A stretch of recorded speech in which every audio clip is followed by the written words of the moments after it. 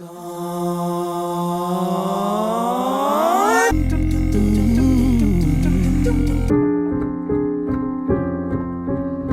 the things you do.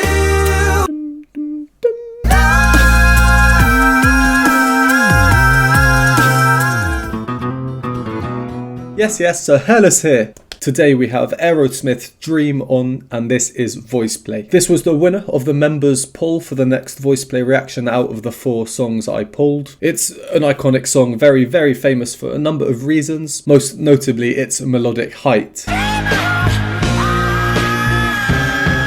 I'd imagine this would be a great song for Ellie to sing, at least at certain points, but the comments have said that Caesar really shines in this one. In terms of the lineup, we have Omar Cardona. He is the brother of EJ Cardona, whom we saw in I Can't Make You Love Me, and also my recent Vokdiv reaction. So this will be my first time hearing Omar. I'm told he's also Caesar's best friend, so that's quite cool. I don't think there's much more to say, so without further ado, let's get straight into it. Every time I look in the mirror, all these lines on my face getting clearer.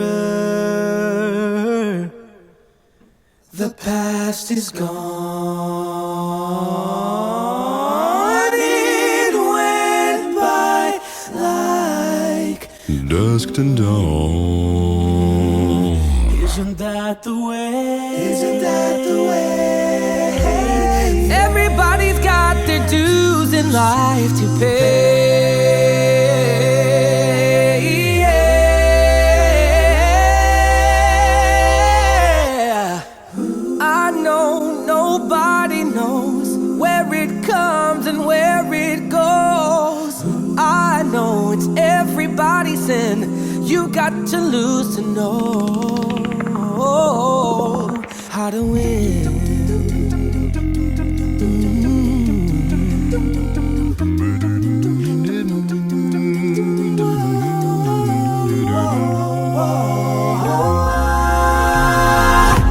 Half my life.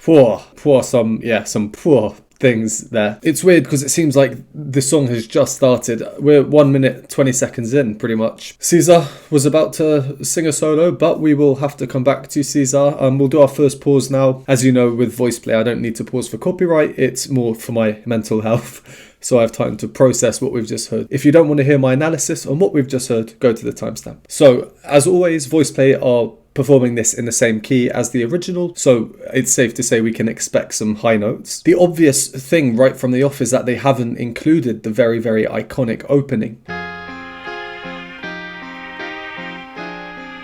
I thought that opening would have suited VoicePlay really well, considering their ability when it comes to, I don't know how to explain, but in their arrangements, the precise rhythms that they're able to implement across all the parts at certain points. To use a clip of the first ever moment I heard VoicePlay. Yeah, I can just imagine the intro to Dream On would have suited them well. I was looking forward to that iconic intro because it's rife with dissonance. I'll try and show the chords slowly here so we can kind of see how the parts move and which ones stay. First chord. Second chord. Third chord, final chord. You know what, it's probably easier to show you on the piano, so let's hop over there. So the F and the C don't move. And we hear this chromatic line in the middle.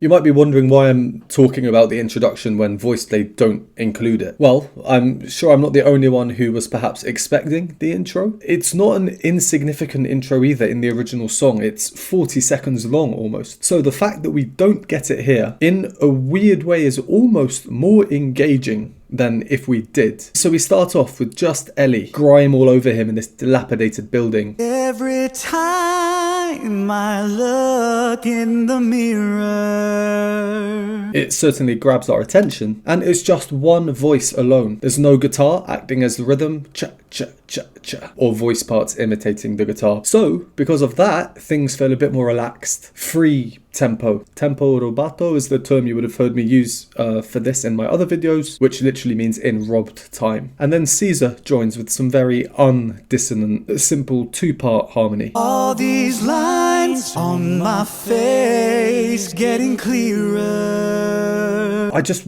wouldn't have expected it. Then we get very nice three-part glissandos, the slides up. They all start on the same note, so there's great timing from each part because they all end on this chord.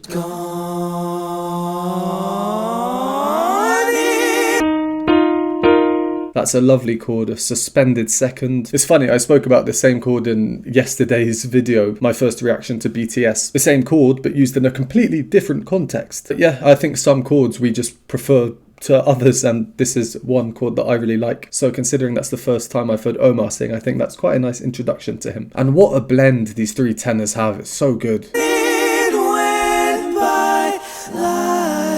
They're essentially indistinguishable. Now, I'm still fairly new to VoicePlay. This is my 9th reaction, so my 9th time ever hearing them, and their lineup changes. From what I've seen so far, again, which isn't much, I'd say Ellie probably has the most distinguishable voice in the higher registers. But otherwise, yeah, what we've just heard, that could be the same person by the sounds of it. And great blends like this always excite me. I really think they're just such an important factor when it comes to having a solid a cappella group sound. Like dusk and dawn. If I was exploring an abandoned building, I would not want Jeff to suddenly emerge from a doorway with that crazy deep voice of his. It would scare the living daylights out of me. When I realise he's probably quite friendly though, I'd ask to duet with him. But yeah, so Jeff appears. Hi Jeff. Dusk and dawn. Isn't that the way? Isn't that the way? And I like that. Isn't that the way? In the original here, we get a very cheeky, subtle suspension. Just on these notes. And those two notes, well, that's the top part here, being repeated. Isn't that the way? Next line, everybody's got their dues in life to pay. In the original, we get this really tense bit of music. We've got rising chromatics, static repeated equal rhythm bass notes, jump, jump, jump. So we have this starting chord. Notice how these parts never change, but then the others rise up chromatically. That's what makes it so tense.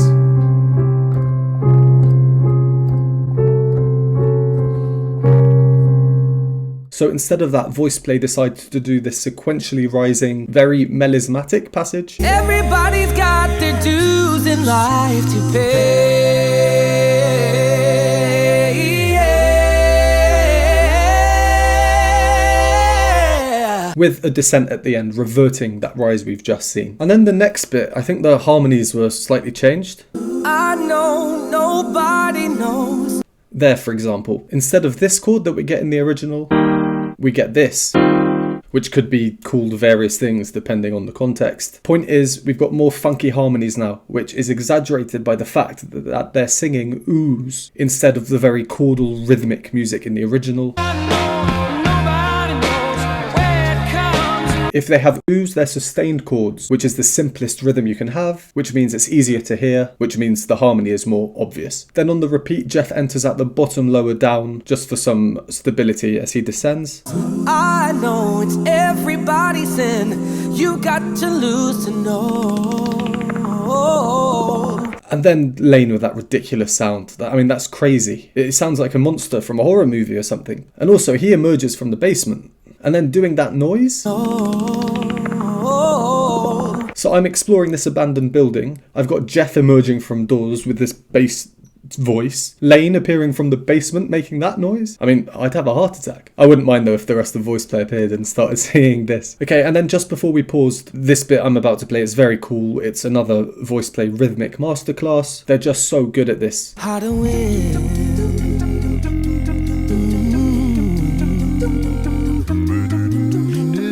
So we have a few things that are worth mentioning. One, the offbeat part. We have very quick rhythms between the parts, but the offbeat part is probably the most important rhythmically speaking because it cannot be off at all. It cannot lag in the slightest. If it does, it ruins the whole effect. How to win. So the beats are, and the offbeat part is. Even doing that by myself gets difficult after a number of seconds. Number 2, the top part that we hear. In theory, it could be one part, especially if sung live. But I think, at least for the studio version, it's a combination of 2 parts because they overlap. And it's the part that goes.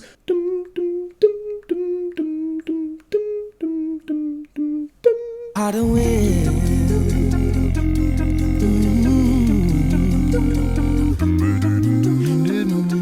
And that leads into number 3, which is Jeff's rising bass line, which he starts coming off an F1. Let's hear that again. This is in the original song, but the original is slightly different. Whereas here we've got. So it's the difference between in the original and here. And then this nice crescendo into where we pause. So let's go back a few seconds and then carry on. Half my life's in books, written pages. Live to learn from fools and sages. You know it's true. All the things you do come back to you. Sing with me, sing for the year, sing for the laughter, sing for the tears. Sing with me just for today, maybe tomorrow the good Lord will take you away. Dream on, dream on, dream on, dream until your dreams come true.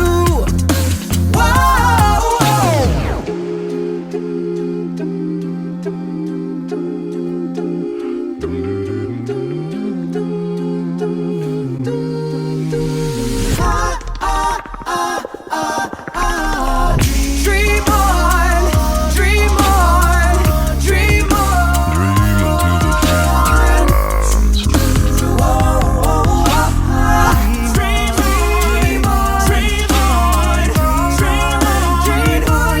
on.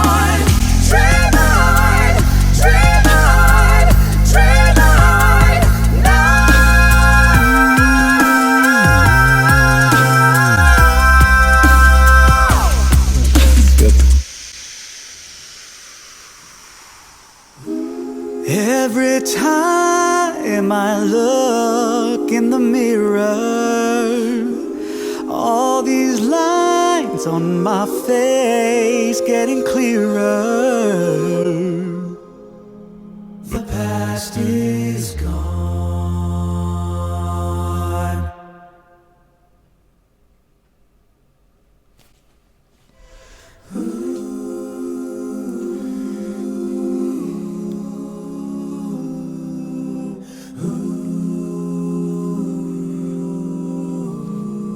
Nice chords.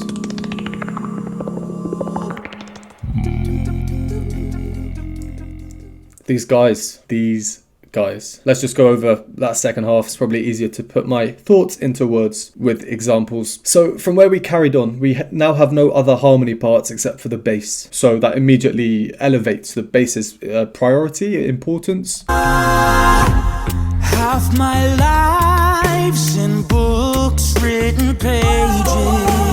And then just after that, the bass then takes over the melody. A slight variation of the melody in several ways. So there's now no bass part. This works with Lane because at this same moment, he stops providing the rhythmic beat. You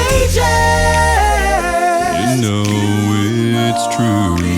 We've now got clicks for the beat. And that's because no bass and rhythmic beat means that the musical canvas upon which they can paint this arrangement, it's much more open. It's like a clear slate almost. This is the moment VoicePlay choose to get a bit funky in terms of rhythm with their rhythmic displacement. It's exactly something like this, which is why I say they're masters of manipulating rhythms. You know it's true.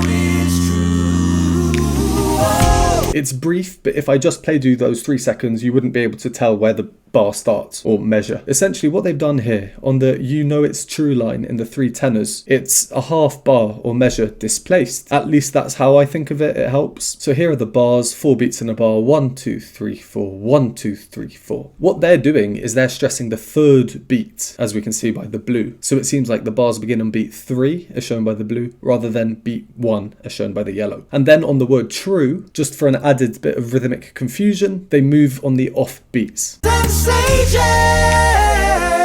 know it's true. So we have 1, 2, 3, 4, and they're moving true, so it's like... Alright, then we got a bit of post-production in there. If this is your first time ever seeing or hearing VoicePlay, I've never heard them sing live yet, for example, but this is an example of post-production that I think really enhances the performance overall. To come back to you. Both visually and in terms of audio. Some more authentics might disagree with this kind of thing, but I think it's pretty cool. And then literally the next part I think is such a good part of the arrangement. It's just really well done and it's very clearly structured.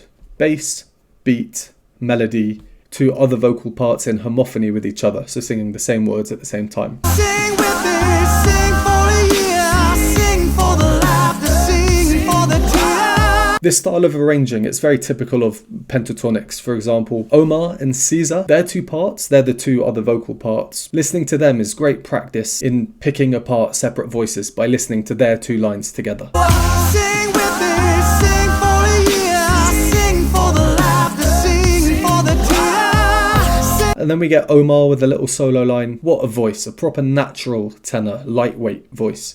Dream on, dream on, dream on, dream until your dreams come true. You'd probably call this voice type a leggero tenor in terms of classical terminology. And then we get this bit.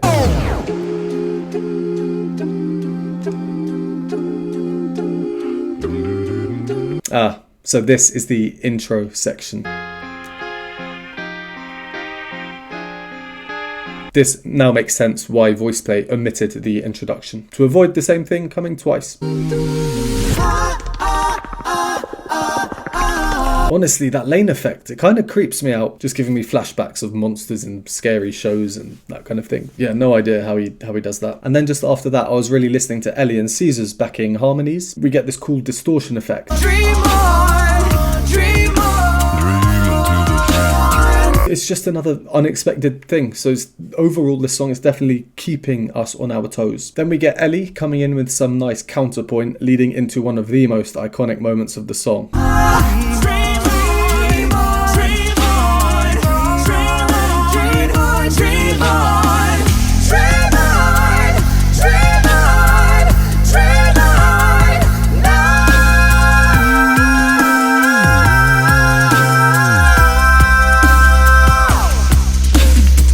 Apparently, if you mime along, you feel like you're actually singing that. So, it's Caesar doing the top part. Before we get onto that, the other 2 parts are definitely worthy of mention as well. The other 2 parts harmonising in that 3-part pattern. So we have Ellie bringing up the bottom, his starting note.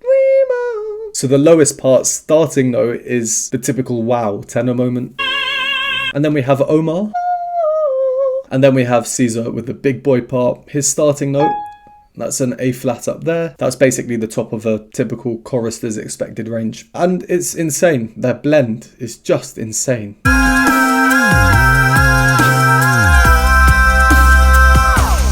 So we'll notice how the chords are alternating up and down, up and down. And the top 2 parts come down on the last chord.